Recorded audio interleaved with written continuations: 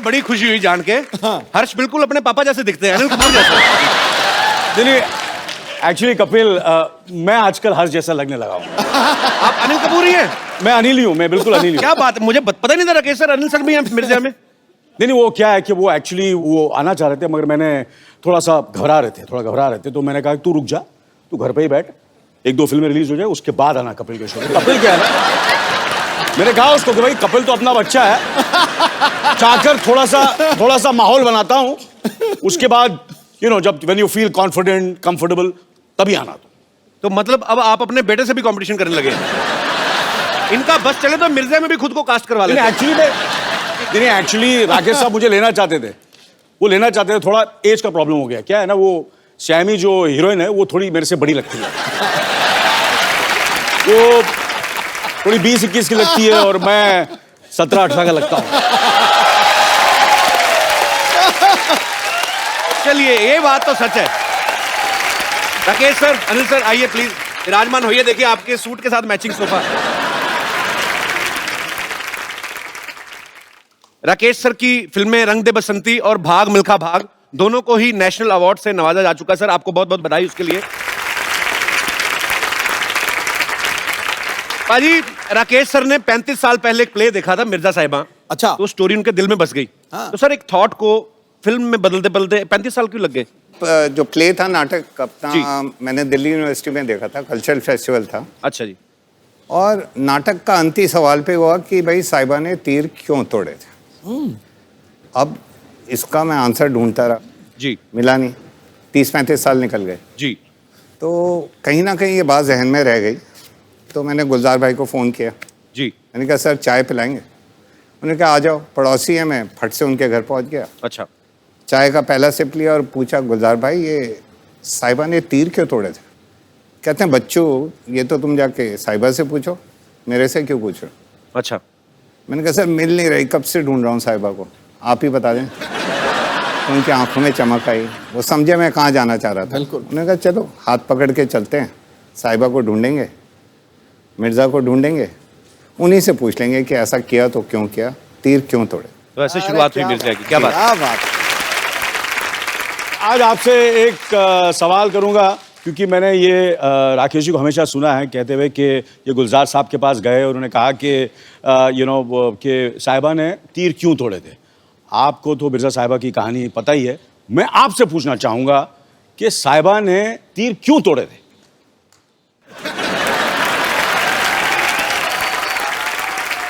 मैं थोड़ा पुराना हूँ। हाँ, लेकिन आप मुझसे ज्यादा पुराने हैं, इसलिए मैं आपसे पूछ रहा हूँ अच्छा, मैं आज क्यों तोड़ा? हाँ, तीर इसलिए तोड़े हाँ क्योंकि जो मिर्जा था हाँ वो इतना जबरदस्त आर्चर था कि साहिबा को डर था कि अगर मैंने तीर नहीं तोड़े, और हमारा प्यार इतना बुलंद है इस वक्त और वो कुछ भी कर सकता है अपने प्यार के लिए, तो ऐसा ना हो कि ये तीर से वो उसके 5 भाई थे, सही बात है कि नहीं? मार गिराया किसी को। 5 भाई थे, वो 5 भाई को तीर कमान से खत्म न कर दे, मार ना दे, जान से ना मार दे, इसलिए उसने तीर तोड़े थे।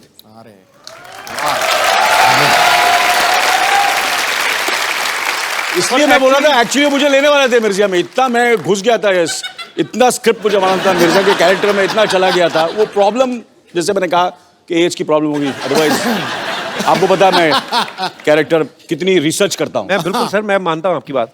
फिल्म मिर्जा में राकेश सर ने अनिल सर के बेटे हर्षवर्धन को कास्ट किया। कुछ साल पहले एक फिल्म आई थी दिल्ली 6, उसमें इन्होंने सोनम को कास्ट किया, सोनम कपूर को।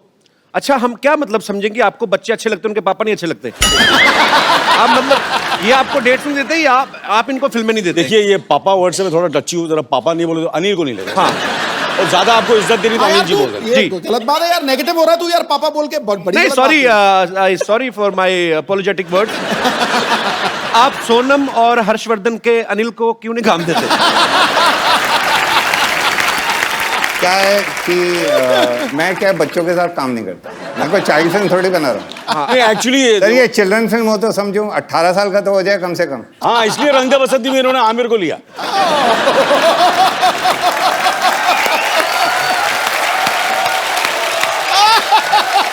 रंग दे बसंती में जो स्टूडेंट्स थे मेरे लोग थोड़े से सीरियस स्टूडेंट्स थे, आमिर वगैरह वगैरह, तो मैं तो थोड़ा आपको पता है सर वो कॉलेज के स्टूडेंट थे, हमें 9th फेल नहीं चाहिए था। सर मिर्जा के ट्रेलर में हम देखें तो साफ ऐसा चलता है कि उस एरा की 2 फिल्में चल रही हैं, एक आजकल के एरा की है, एक जी। मिर्जा के ओरिजिनल जो उसका पीरियड था उस समय। रंग दे बसंती में भी हमने देखा, उसमें भी एक तरफ भगत सिंह जी की स्टोरी चल रही है, एक तरफ आजकल के कॉलेज की जो स्टोरी है। तो सर आपको नहीं लगता कि आप एक टिकट के खर्चे में 2 फिल्में दिखा देते लोगों को? सर क्या है कि मेरे को वैसे एक फिल्म बनाने में 4-5 साल लग जाते हैं, जी। तो लोग कहते हैं कि जल्दी जल्दी फिल्म बनाया करो भाई, ये 4-5 साल क्यों ले रहे हो? तो मैं वो 4-5 साल में एक फिल्म में 2 फिल्में बना देता हूँ। अच्छा, ये अच्छा लॉजिक है, वेरी नाइस। पर एक बात मैं कहूँगा जी, कि मैंने इनकी रंग दे बसंती देखी, मैंने इनकी दिल्ली 6 देखी, और फिर भाग मिल्खा भाग जी। देखी वगैरह वगैरह, और फिर मिर्जिया भी देखी है। और ये जिस तरह वो 2 कहानियों को लेते हैं और जिस तरह वो मर्ज करते हैं और जिस तरह खूबसूरती से प्रेजेंट करते हैं, मेरे ख्याल से हिंदुस्तान में क्या पूरी दुनिया में ऐसे डायरेक्टर नहीं होते। इसमें कोई शक नहीं है।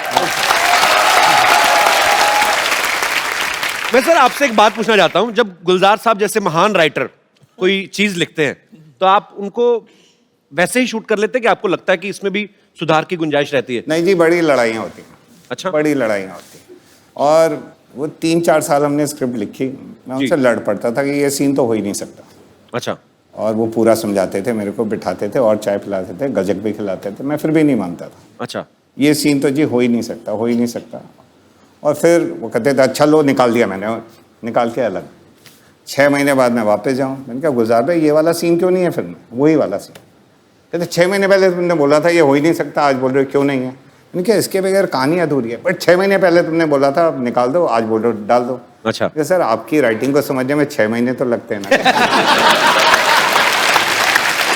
क्या बात है। और वाकई मतलब उनकी राइटिंग इतनी परतों में खुलती है कि कभी कभी भी तो मैं कहता हूँ प्यार से कि गुलजार भाई आपकी राइटिंग प्याज है एकदम, एक के बाद एक लेयर खुलती जाती है, एक के बाद एक लेयर खुलती जाती है। सही बात है। और खुशी के आंसू बहते हैं। कमाल के गुलजार साहब, we love you.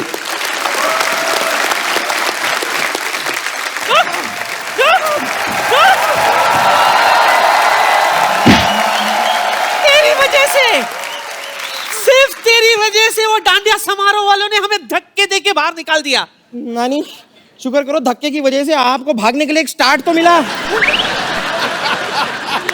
O God, मैं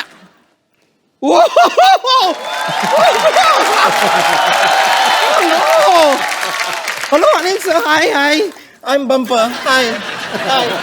No, he is Harshvardhan Kapoor. Oh, he looks same like Anil Kapoor. No actually मैं अनिल ही हूँ, आजकल थोड़ा सा हर जैसे लगने लगा हूँ। Every day younger, younger. Hello hello sir, लेकिन सही में कह रही हूँ आपसे मिलके हर बार अंदर से ऐसी झकास वाली फीलिंग आती है।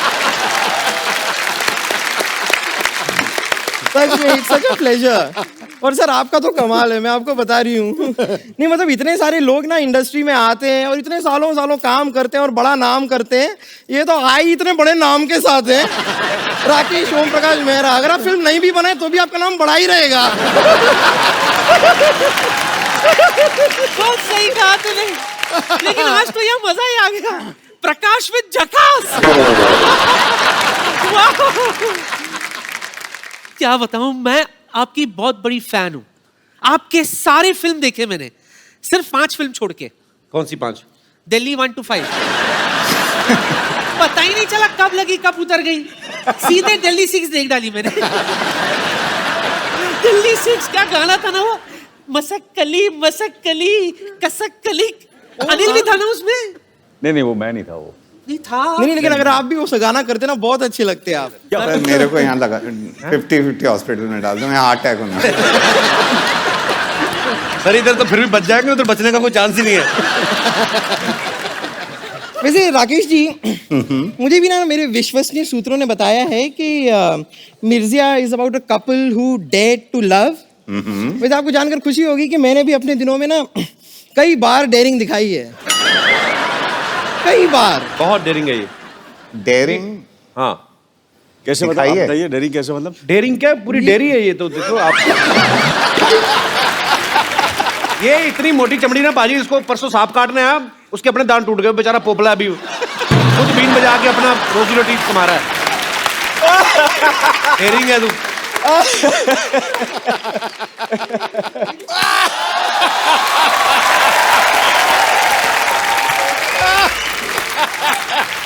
मानना पड़ेगा कपूर शर्मा, क्या कमाल की बात की आपने।